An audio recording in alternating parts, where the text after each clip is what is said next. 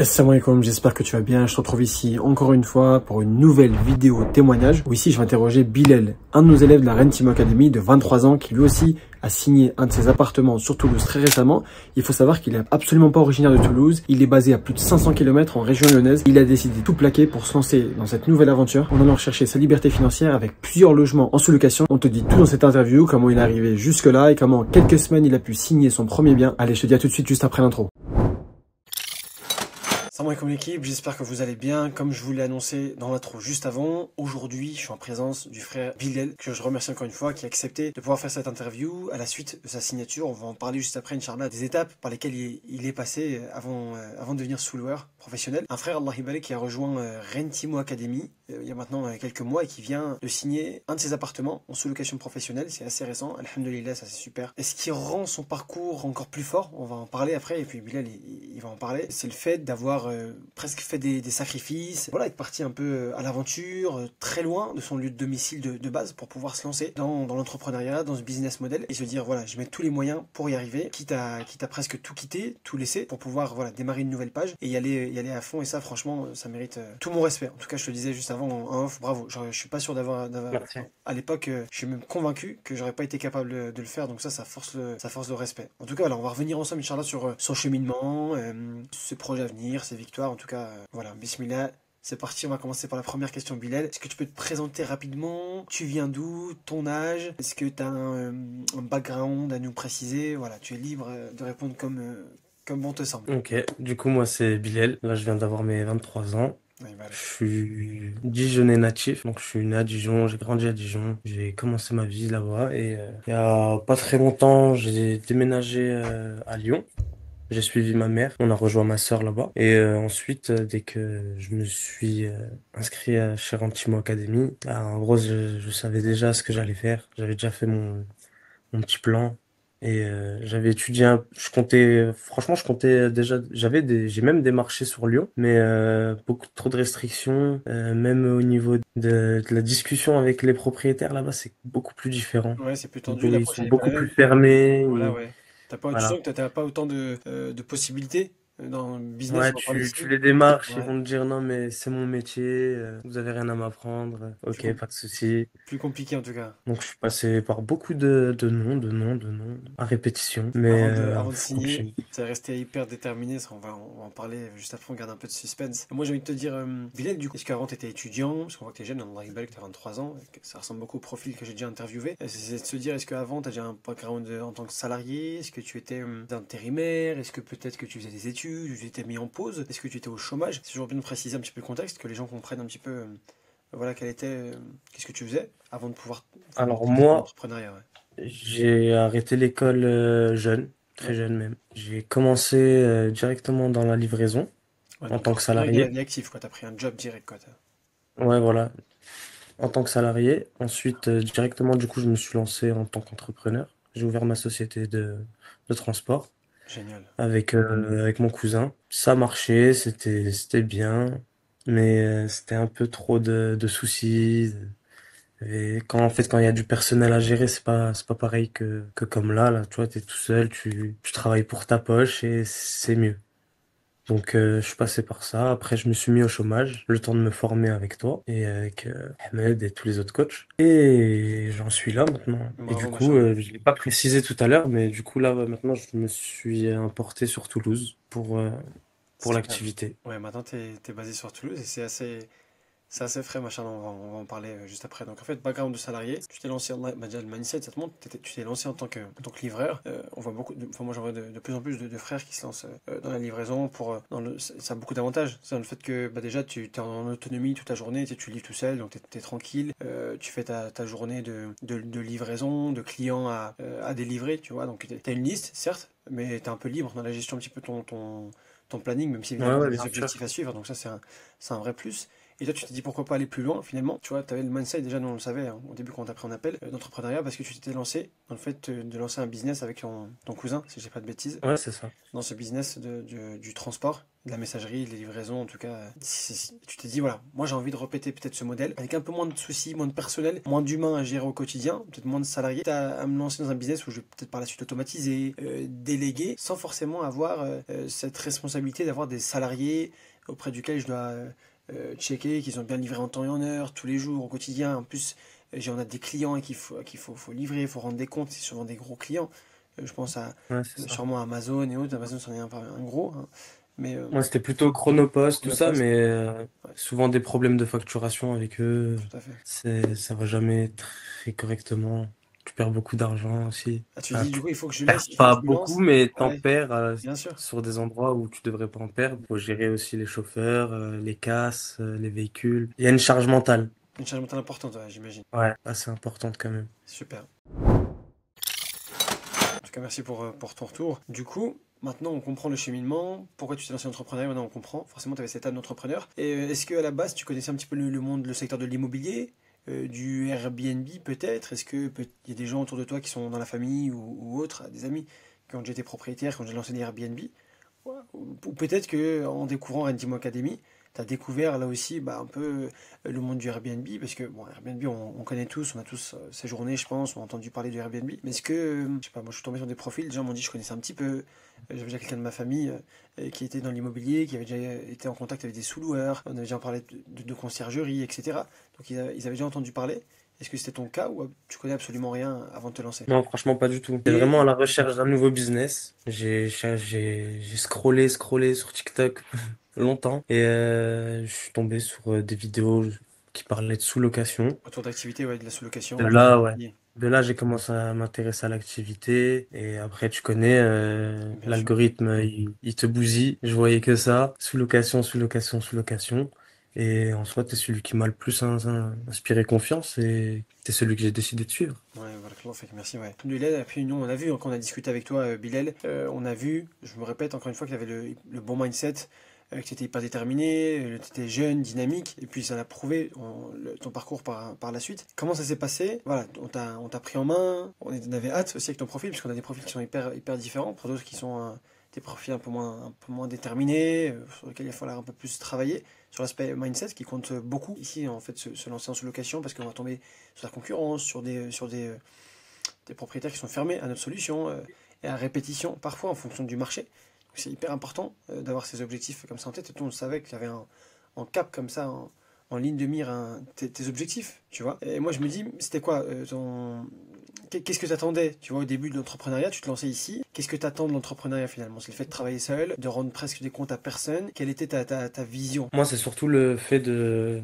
pouvoir me délocaliser. De pouvoir avoir Le fait de piloter ton pouvoir tout activité. automatiser, de ne pas être forcément en France et que ça tourne. Ça, c'est ce que je cherchais surtout. Et bah, la première fois que j'ai eu Abdallah au téléphone, c'est le premier appel, voir si vraiment ça me correspond, la formation, tout ça. Et il m'a posé la question, je lui ai dit, non, mais moi, là, je vais faire la formation. Dans 2, 3 mois, maximum, Tu vas, j'aurais commencé, hein. tu vas signer, ça y est. Ouais, voilà, c'est ça. C'était après moi par contre derrière dès que des fois j'avais une question, un truc, moi ta formation, je l'ai peut-être réécouté 5, 6 fois.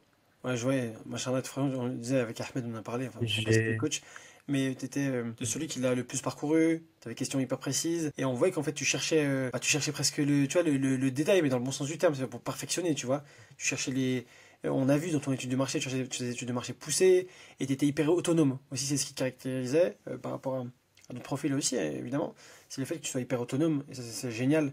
Parce que, bah voilà, tu t'entreprenais par toi-même, tu recherches pas toi-même, et t'attendais pas forcément que, voilà, il y ait une liste de devoirs qu'on te fasse, de tâches, pour, voilà, pour attendre de toi, est-ce que ce soit un avancement qui se fait plus en fonction du coach que par l'élève, et là, c'est absolument le contraire.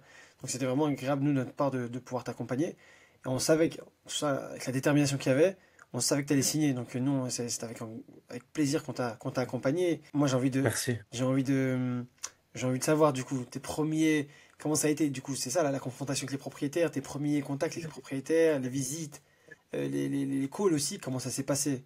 Est-ce que c'était compliqué? Est-ce que tu appréhendais le fait de les appeler au tout début? Ou tu t'es dit, vas-y, je prends mon téléphone, j'y vais, j'ai fait le nécessaire auprès de mes coachs, j'ai suivi les bons arguments à aligner. Mais peut-être, voilà, on a des profils qui appréhendent, qui le font pas nécessairement au quotidien. Toi, comment t'as démarché finalement? Moi, je commençais déjà par un message. Ensuite, si ça me répond pas au message, j'appelle. Au début, même moi, j'aimais pas trop appeler, mais parce que je me disais, je savais pas trop peut-être par où commencer. Et après, je me suis fait, ben là, j'ai dans mes notes, j'ai mon petit speech de départ. Je commence toujours par je vous dérange pas. À partir du moment où il m'a dit qu'il me dérange, que je le dérangeais pas, c'est fini. Il est obligé de Ça y est, m'écouter. Ouais. c'est super. Donc là, je lui fais ma déballe, je lui Parfait. explique les avantages. Puis si ça l'intéresse, on peut aller se boire un verre, on en discute autour d'un café, y a pas de souci. Sinon, c'est pas grave, les Awen, et il y en aura d'autres. Il y a tous les jours des nouvelles annonces sur le Bon Coin, donc Bravo, c'est le bon mindset. Franchement, c'est hyper bien. C'est de se dire, pour faire court, c'est tout à fait ce qu'il faut faire. C'est je suscite l'intérêt du propriétaire en lui disant, voilà, est-ce qu'il est toujours disponible, est-ce qu'il est prêt à discuter. Enfin, je veux dire, voilà, je suis intéressé par le logement. Et est-ce ensuite, qu'il y eh a eu des bien, visites? voilà, Et exactement. Et tu ensuite, dis, je lui dis pourquoi je l'appelle. tout à fait, voilà, C'est tu lui ça. montres que tu es réactif, tu es prêt à le visiter rapidement. Tu vois, par rapport à un locataire classique, toi, tu es entrepreneur, tu vas visiter le logement rapidement parce qu'on sait, hein, souvent les propriétaires, ils ont une pile de dossiers, c'est des dossiers qui sont très similaires. Et ils prennent souvent, voilà, au bout de 2, 3 semaines, un mois, et une fois qu'ils clôturent les visites, ils font l'étude des dossiers. Toi, voilà, il faut que tu puisses te différencier, te dire, ok, est-ce que vous êtes prêt? Je suis prêt à le prendre très rapidement. Tu sais, tu montres la différence par rapport à la concurrence. Non, non, non, moi je fais pas les visites, je peux le faire dès demain, je suis hyper disponible. Peut-être qu'il faut un peu le prendre de court presque, tu vois. Il faut un peu le déstabiliser. T'es pas un locataire classique qui dit, voilà, s'il vous plaît, je vous dépose mon dossier. Non, non. Toi, tu lui montres que tu es hyper déterminé, l'aspect financier, c'est même pas un problème pour toi, on en parlera dans un second temps, troisième temps même, je dirais. Mais voilà, il faut vraiment que tu casses ces barrières et que tu lui montres que tu es hyper déterminé par le fait de récupérer son logement. Peut-être pas en sous-location au début, en tout cas, faut pas lui parler de sous-location au tout début. Par la suite, lui montrer surtout que c'est une solution, comme tu l'as dit, en lui montrant les avantages qu'il a à signer avec toi. Et s'il ne le signe pas, et ben en fait c'est lui qui est perdant et non pas toi, parce que toi tu vas retrouver d'autres annonces, d'autres propriétaires qui sont bien heureux d'avoir signé avec toi. Comme tu l'as dit, si c'est pas avec lui, ce sera avec un autre, et puis Allah ya'awen, tout simplement. C'est ça. Tout à fait. C'est Bravo. ça. En tout cas, voilà, tu lâches rien et ça, c'est génial parce qu'au début, tu t'es positionné sur le secteur de Lyon avec les restrictions qu'il peut y avoir en fonction du secteur. Et tu t'es dit, voilà, je vais peut-être m'ouvrir. On en avait parlé, Ahmed aussi m'avait fait un retour. Tu t'es dit, pourquoi pas voir au-delà, même très loin, parce qu'on est arrivé du coup sur Toulouse. Là, je suis parti quand même à 5 heures de Lyon, ouais. Ouais, À j'allais dire, franchement, Toulouse. t'es passé à Je Toulouse. regardais Toulouse et Bordeaux. Bordeaux aussi, d'ailleurs, Ouais, dans un futur très proche, Inch'Allah. Je regarderai aussi sur ouais, Bordeaux. c'est Je suis pas génial. très loin là de Toulouse. Franchement, j'ai dit la même chose, c'était pas très loin. À checker les restrictions, je crois que du côté de Bordeaux, c'est un peu le cas, mais bon, c'est pas un problème. Je suis persuadé que, tu vois, il y a des restrictions, comme dans d'autres villes également, mais il faudra s'adapter, je pense, dans son discours ou dans les secteurs qu'il faudra les prospecter, parce qu'on rappelle, il y a des restrictions, mais les restrictions, dans tous les cas, elles s'appliquent pour tout le monde. Toi, conciergerie, propriétaire. Donc, en général, le marché, après, il suit. S'il y a des restrictions, bah, ça veut dire que le marché, il s'est repositionné sur un autre secteur. C'est pas parce que ça a tellement bien fonctionné que maintenant il y a des restrictions que ça reste. Maintenant, il y a des investisseurs, il va se passer autre chose. Il y a une tendance, il y a quelque chose qui se passe qui fait que il y a de l'intérêt qui va se porter ailleurs. Et il faut peut-être être parmi les premiers, en tout cas, qui vont pouvoir en profiter. Donc, bravo encore une fois à toi, Bilal. T'as enchaîné du coup avec des prospections du côté de Toulouse. Sans rentrer trop dans le détail, comment t'es tombé du coup sur le cas de Toulouse? Comment t'es tombé sur ce propriétaire? Je lui avais envoyé mon petit message speech aussi. Comme je t'ai dit, je commençais par un message et il m'a répondu. Oui, je suis intéressé. Je lui ai dit très bien, à quelle heure seriez-vous disponible pour un appel? Et en plus, ben, je rentrais de Toulouse. Je rentrais à Lyon. J'étais dans le train et en arrivant à la gare de Lyon, on s'appelle. Il était 14 heures, je crois. Et en fait, il travaillait déjà avec un sous-loueur qui a arrêté. C'est une personne qui fait surtout de la conciergerie. Elle a un très gros portefeuille en conciergerie, mais quelques logements en sous-location et c'est pas trop son domaine, ça l'intéresse moins. C'est intéressant. Du coup, elle a quitté la sous-location. Et donc, du coup, Voilà, toi, t'es tombé sur une pépite. Et c'est sur le cas, parce que moi aussi, c'était le cas à titre personnel plusieurs fois même, sur un propriétaire qui a déjà eu des sous-locations et qui se dit, c'est génial. voilà. Parce que là, quand on te dit, ok, je suis ouvert à ça et j'ai déjà eu un sous-loueur, là, c'est incroyable parce que tout l'aspect argumentaire, etc., t'as même plus trop besoin de le refaire. Et c'est peut-être même toi T'as qui pas vas besoin de passer le devant la faire, porte. l'appartement c'est déjà un Airbnb, C'est un Airbnb, donc tout ce qui tu est. rapportes juste tes petites modifs C'est génial. Ça, c'est et incroyable. non, franchement c'est le top. Ouais, machin, t'as pu récupérer ensuite les photos. Ouais, Bah voilà, l'étude de marché était déjà réalisée, donc il n'y a même pas besoin de le faire. Les chiffres, t'as pu discuter en direct avec le avec sous-loueur. l'ancienne, Voilà, ouais c'est ça. tout à fait. Donc c'était vraiment génial. Ça, c'est vraiment la meilleure des options qui est possible. Ça, on ne peut pas le décider Du en pain avance. béni. Bah ouais, incroyable parce que tu tombé sur un multipropriétaire parce que tu me l'as dit en off. il a potentiellement d'autres logements. Donc en fait, tu sais, quand on a confiance Il en a tout toi, le bâtiment. bon, tu Il sais, a tout le bâtiment. tu puisses le récupérer parce que il te fait confiance pour un premier logement. Et je crois même qu'il s'est. Alors, je sais pas si tu veux le détailler, mais peut-être qu'il s'est passé quelque chose, peut-être pour un second logement, c'est pas encore signé. Du coup, qu'est-ce qui s'est passé du coup? Tu peux nous décrire du coup ce premier logement, enfin quand t'as eu l'accord du propriétaire, comment tu t'es projeté pour la suite? Tu t'es dit voilà, il faut que je revienne sur Toulouse, ça va être bourbier, ça va être galère de revenir jusque là-bas, ou tu t'es dit non, c'est une vraie opportunité, faut que j'aille au plus vite. C'était quoi ton ressenti par rapport à la suite, tu vois, de ce message et de cet échange avec le propriétaire? Moi, dans ma tête, c'était faut signer le plus rapidement. Donc, aussitôt arrivé à Lyon, j'ai repris un billet de train dès qu'on s'était mis d'accord sur une date. C'était du coup une semaine avant la fin du mois. Moi, je pouvais récupérer les clés le premier. J'ai signé, du coup, je crois le 23, le 24, par là. Ouais, quelque chose comme Je suis ça, ouais. reparti directement pour signer. Et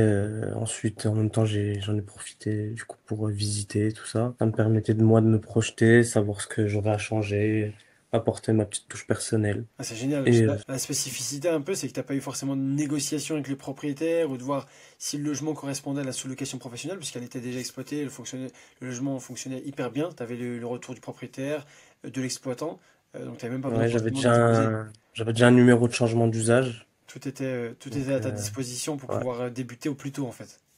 c'est ça.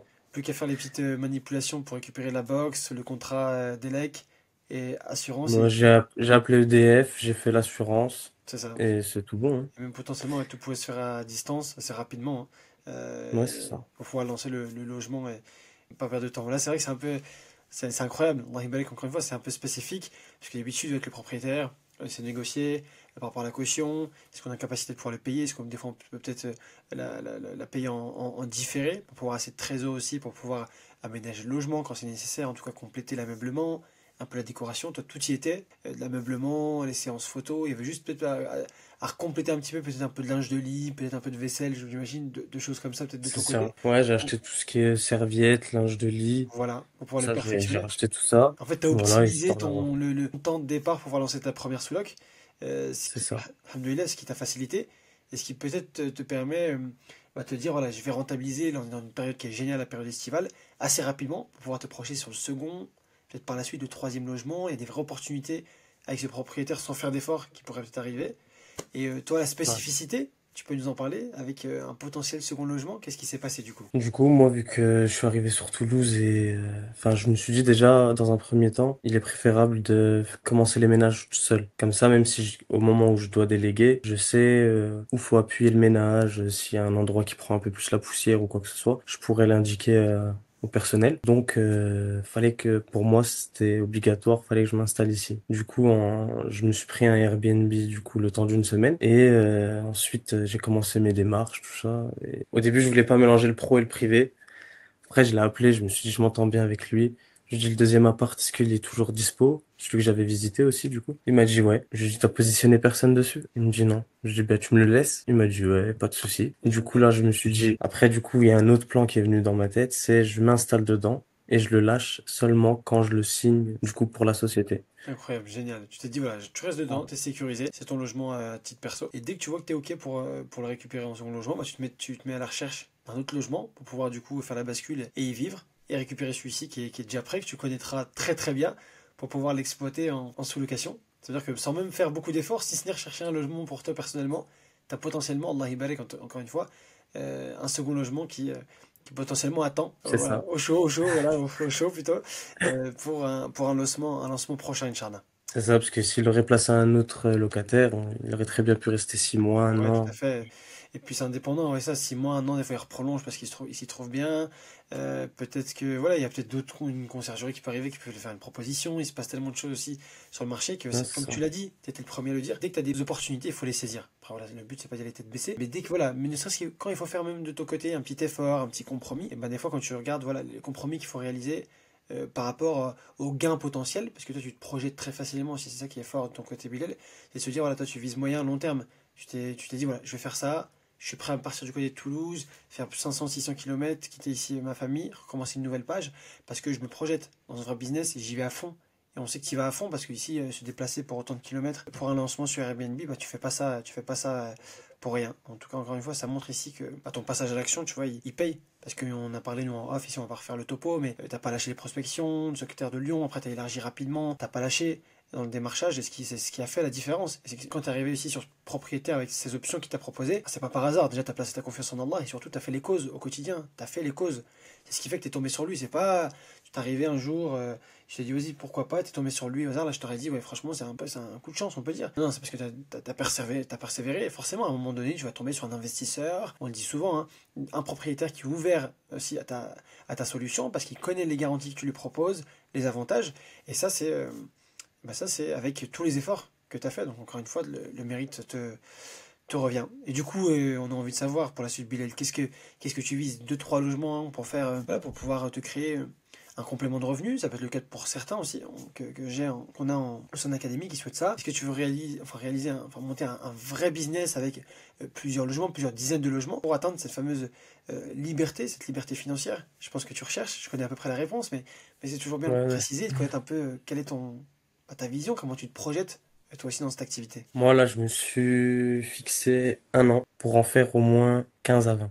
Allah Barak. Bravo, franchement bravo. Si tu Inch'Allah. arrives, on se retrouve, Inch'Allah, hein, sur cette chaîne dans un an, et qu'Allah te le permette. En tout cas, moi je suis à fond derrière Inch'Allah. toi. On sera toujours là dans tous les cas, même si en dehors du cadre de l'accompagnement, on sera toujours là pour répondre à toutes tes questions. Et moi, c'est un grand plaisir, tu vois, même à titre percevoir te répondre, parce qu'on connaît ton engagement, ta détermination. Et puis, tu vois, ici, on voit ton état d'esprit. Tu vois, tu te dis pas, ah, je vais voir 3-4, c'est déjà bien. Tu vois, il y en a qui prennent un peu des pincettes. Là, tu te dis tout de suite, non, dans un an, 15-20. Et puis, si tu en auras fait 6-7, ça sera génial. Parce que tu as fait les efforts pour aller en chercher 10-20, mais tu en as eu 6-7, ça c'est déjà très très bien. Peut-être que tu auras tes 15-20, tu auras atteint ton objectif, et ça se trouve, tu iras au-delà. En tout cas, tu vises déjà loin, très haut. Et moi, j'en suis persuadé que t'en es capable. Je pense que toi aussi, tu connais en tout cas tes compétences et le fait que tu puisses y arriver. Et Inch'Allah. c'est avec grand plaisir, en tout cas, que nous, on puisse voir ça de nos propres yeux. Moi, je me dis, c'est génial. 15-20, ça serait incroyableissime. Franchement, et puis on se retrouve sur cette chaîne Inch'Allah. dans un an Avec plaisir. et on témoignera une nouvelle fois. Donc on arrive tout doucement vers la fin de cette vidéo. Est-ce que tu aurais un petit mot à dire sur le fait d'être accompagné par Rentimo Academy, qu'est-ce qui caractérise le fait de t'être lancé aussi avec nous? Et puis peut-être que tu gardes une bonne note, une mauvaise note. Enfin, nous, on a préparé cette interview. Donc là, tu es libre de donner ton Non, avis. moi, en tout cas, je regrette pas du tout mon choix de m'être fait accompagner par vous, que ce soit Ahmed, toi, toujours réactif, toujours là pour répondre aux questions où on a besoin de savoir, de réponses, on a besoin de réponses. Et non, en tout cas, moi, ça m'a beaucoup aidé, parce que je suis arrivé, en gros, je connaissais rien à ce business. Tout à fait, Donc, je me suis donné les moyens aussi. Comme je t'ai dit tout à l'heure, bien sûr. quand je comprends pas un truc ou j'ai du mal sur un, je vais pas forcément directement poser la question. Je vais d'abord essayer de comprendre par moi-même. Donc, s'il s'agit de revisionner une deuxième, une troisième fois ou une quatrième fois, ben, je le ferai jusqu'à que ça rentre. Je prends mes notes et au moins, là, je te montre, j'ai toutes mes notes, hein, moi. Non, très très bien, on le J'ai, sait, bien sûr. Moi j'en ai parlé avec Ahmed, donc Ahmed me l'a précisé le fait que tu recherchais tout le temps le moindre détail, tu recherchais aussi souvent par toi-même et que lui il venait confirmer, moi aussi dans les questions qu'on a eues, dans les échanges voilà, qu'on moi, a eu c'est plein de fois. surtout, je préfère avoir des confirmations, qu'on me dise, ouais, tu fais bien, ou juste un avis, des fois. Tu vois, comme quand j'ai publié mon annonce, Bien sûr, je t'envoie l'annonce et génial, tiens, si t'as quelque chose à me redire, bien sûr. n'hésite pas. Tout à fait. Et puis c'est le but aussi chez Intime Academy, c'est qu'on crée en fait un environnement où de base la personne ne connaît rien à l'activité. On lui permet déjà de se dire l'aspect juridique, elle s'en occupe pas, c'est pas le but d'être un expert juridique. Elle se lance surtout dans l'entrepreneuriat et ici dans une activité qui est de la gestion locative en courte durée, du Airbnb on va dire, que ce soit de la sous-location ou de la conciergerie, et qu'elle se focus dessus sur créer une image de marque, démarcher des propriétaires, faire grandir, chercher un premier appartement, le signer, se faire la main dessus, ensuite aller scaler et tout doucement aller déléguer, automatiser, renforcer son image de marque avec une marque qui est forte, qui se fait connaître sur son périmètre, sur son territoire, pour pouvoir voilà, aller rechercher des appartements, des propriétaires qui vont venir vers toi pour qu'ils récupèrent eux-mêmes leur appartement parce qu'ils le souhaitent également, tellement tu auras une image qui est forte. C'est ça, comme ça, créer un véritable business. On en parlera dans d'autres vidéos. J'ai des personnes que j'aimerais interviewer sur ce business aussi qui vaut de l'argent, faut pas l'oublier. On crée un business, on investit du temps, de l'argent. C'est pas juste pour se dire, voilà, en plus de créer sa propre liberté, souvent, on a des entrepreneurs qui, moi j'ai hésité à un moment, souhaitent revendre pour recréer peut-être le même business, parce qu'en fait, tellement tu connais l'activité que c'est facile pour toi de recommencer à zéro pour faire autre chose également. C'est un business que tu valorises. Tout ton temps, Mm. ton énergie, évidemment l'argent que tu intègres à l'intérieur, c'est quelque chose que tu fais grossir au quotidien et qui te permet de valoriser un business que tu vas vendre plusieurs dizaines et facilement plusieurs centaines de milliers d'euros. Centaines de milliers d'euros. Tout à fait. En fonction de l'expertise que tu vas avoir, d'ancienneté, du cash flow par logement. Après, tu fais estimer ça par un comptable, quelqu'un qui vient confirmer les dires. Et certains vendent des portefeuilles par logement, des fois un package de logement équivaut pour certains, franchement, vite Centaines de milliers des d'euros. centaines de milliers d'euros. Donc, c'est-à-dire qu'on a commencé presque de zéro avec quelques centaines, voire 1000, 2000 euros dans une activité comme celle-ci. Et se dire que assez rapidement, parce que dans l'échelle de temps, en 1, 2 ans, tu vas pouvoir scaler. Et pour ensuite, si tu veux chercher une voie de sortie, bah, c'est de se dire c'est génial, j'ai mis la main dessus, je peux le revendre, je peux recommencer aussi à zéro comme ça. C'est incroyable, c'est-à-dire de se lancer dans l'immobilier, hein. C'est ça aussi la puissance de l'activité. Donc ça fait plusieurs années, ça fait plus de 6 ans que je suis dedans. Et se dire je me lance dans l'Airbnb, dans une activité ici, la sous-loc à la conciergerie avec un montant quasiment nul. Et se dire que voilà, je côtoie des propriétaires qui eux ont des emprunts, des centaines de milliers, voire des millions d'euros au quotidien, enfin en crédit, ils ont du stress, etc. Toi, t'as rien. Toi, t'as mis un peu d'équipement, un peu de trucs, demain ça va pas, enfin, tu lâches, tu repars sur une nouvelle truc, c'est hyper flexible comme solution. Et c'est On veut que des notifications comme ça, en live, franchement, Allah Mabarak. Franchement, en live. je me disais, ton téléphone y vibre, c'est un appel, on va pouvoir en parler des Non, messages, de tes notifications. Allah Mabarak de réservations qui arrivent chez Bilal.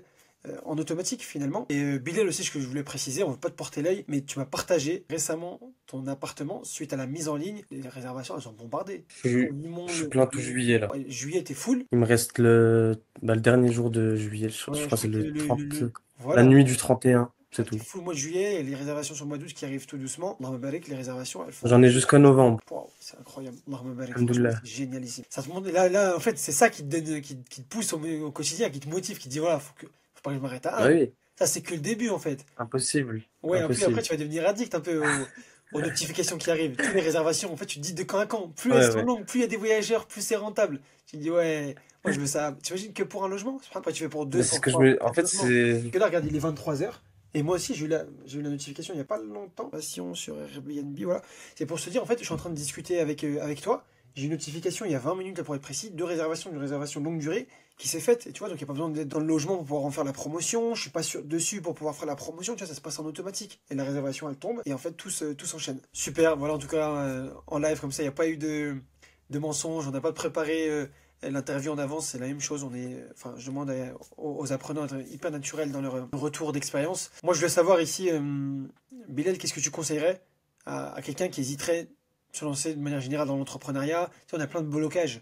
Tous, quand on veut se lancer, alors c'est différent de ton profil, mais quand on s'est jamais lancé, on était salarié, au chômage, maman, papa, des fois on est étudiant, on se dit mince, ça fait peur l'entrepreneuriat, à créer une société à son nom, capital social, créer un compte bancaire, se rapprocher d'un comptable, tout ça, c'est des éléments qui font peur, des éléments de langage qui peuvent faire peur. Je sais de quoi je parle, parce que moi, il y a 6 ans, avant que je me lance, j'avais ces blocages-là. Aujourd'hui, tu me dis, je me lance, je peux très bien commencer une activité, l'arrêter. On se rend compte que, en fait, ça reste hyper flexible. Quel conseil tu pourrais donner à une personne qui hésite et ensuite se dire pourquoi pas la sous-location, la conciergerie, en tout cas ces activités pour un musulman qui hésiterait à se lancer? Déjà, faut placer sa confiance en Allah. C'est lui qui, si c'est fait pour nous, ça marchera. Y a pas de souci. Tout à Et fait. faut pas avoir peur de se lancer, je pense, tu vois. Ça marche, ça marche. Tant mieux, alhamdoulilah. Ça marche pas, c'est pas grave. Il y a d'autres business. Et forcément, ça vaut, quoi qu'il arrive. Mais, enfin, de l'argent, il y a plein de moyens d'en faire, tu vois. Mais en tout cas, ça, c'est l'un des meilleurs business que j'ai vu, et que j'ai Que tu es en train de débuté. tester. J'en ai pas commencé des centaines, mais en tout cas, sur le peu de business que j'ai fait, ben c'est l'un des meilleurs. Tester et C'est approuver. le meilleur. C'est le C'est le meilleur. meilleur, mec. Bravo. Bravo, c'est le meilleur. Et je pense qu'en fait, de jour en jour, tu vas venir, tu vas faire que le confirmer. Tu vas faire que le confirmer. Moi, Oui, mais là, franchement, je suis qu'un appart, donc j'ai dit la même chose. T'as qu'un et appart. je dis déjà ça. T'as déjà ça et t'es Tu encore vois. presque au début. Donc en fait, après, tu vas pousser l'automatisation, la délégation. Il existe des limites, on en reparlera en off, mais autour d'automatisation, avec toute l'intelligence artificielle qui existe aujourd'hui, les systèmes d'automatisation, tu peux aller très très loin et te dire que ton activité, elle tourne à 100% en automatique, sans toi, ne serait-ce qu'en rédigeant, enfin, 0 message par jour. C'est ça la puissance aussi de l'activité. En n'étant jamais présent. On va s'arrêter là, Inch'Allah, pour l'interview. Barakallahu fek, encore une fois, Bilal. Moi, j'ai l'habitude, pour tous mes intervenants et tous participants sur la chaîne Rentim Academy, de donner la parole pour le dernier mot, le mot de la fin à l'invité. Tu es libre de dire ce que tu veux. C'est pour les auditeurs, ceux qui vont regarder cette vidéo. Le booster, motivationnel, tips, pratiques, conseils, petits mots de la fin. En tout cas, à toi la parole. Je pense qu'il faut jamais lâcher, même si on se prend 100 noms, prospection, c'est pas grave. Le 101e, ce sera le bon. T'as tout résumé. as tout raisonné, il faut absolument pas lâcher. Et ce qui fait la différence entre toi et un concurrent potentiel, c'est lui la manière dont il va venir persévérer, tu vois, au quotidien. Et ça, c'est dans tout business. Il faut persévérer. Il y a des hauts, des bas, mais voilà, il faut pas lâcher. Il faut être plus que motivé. C'est vraiment de la détermination qu'il faut. Parce que des fois, la motivation, ça va, c'est comme une flamme. Ça se rallume, ça s'éteint au quotidien. On a tous des bas, il faut se dire la vérité, des hauts. Et quelqu'un qui est déterminé, c'est quelqu'un qui voit son objectif. Tu vois, le moyen long terme, il sait où est-ce qu'il veut aller. Il sait il va pleuvoir. Ça va être difficile, il va rencontrer des barrières, mais voilà, il sait pourquoi il fait ça. Il va pas lâcher au quotidien. Évidemment, donc il fait des tâches comme ça au quotidien, ne serait-ce que minimes, pour pouvoir grandir comme ça, comme des petites marches, pour atteindre ce fameux sommet, cet objectif qu'est C'est ça. le tien. En tout cas, merci encore une fois pour ton... Et faut se fixer des objectifs, mais pour moi, un objectif, c'est se mettre une date. Si juste tu te dis je vais faire ça, mais qu'il n'y a pas de date, pas vraiment un objectif. C'est vrai, Tu vois, faut que tout à Donc fait. quand je me fixe un objectif, je me dis à telle date, faut que ça se soit fait. Wow.